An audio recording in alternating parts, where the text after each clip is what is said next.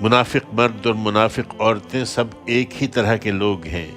یہ برائی کی تلقین کرتے، بھلائی سے روکتے اور اپنے ہاتھ ہر خیر کے لیے بند رکھتے ہیں۔ یہ اللہ کو بھول گئے تو اللہ نے بھی انہیں بھلا دیا۔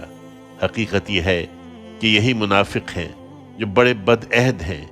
ان منافق مردوں اور منافق عورتوں اور کھلے منکروں کے لیے اللہ کی طرف سے دوزخ کی آگ کی وعید ہے، جس میں یہ ہمیشہ رہیں گے۔ ان کے لیے یہی کافی ہے، ان پر اللہ کی لعنت ہے اور ان کے لیے دائمی عذاب ہے۔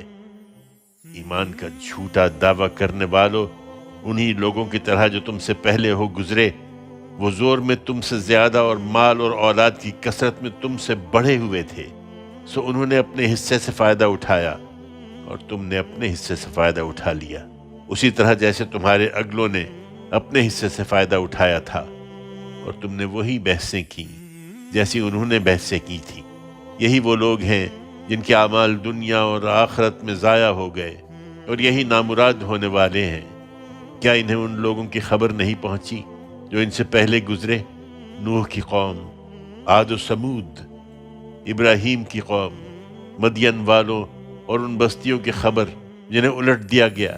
ان کے رسول ان کے پاس کھلی کھلی نشانیاں لے کر آئے، سو ایسا نہ تھا کہ اللہ ان پر ظلم کرتا، بلکہ وہ خود ہی اپنی جانوں پر ظلم کرتے رہے۔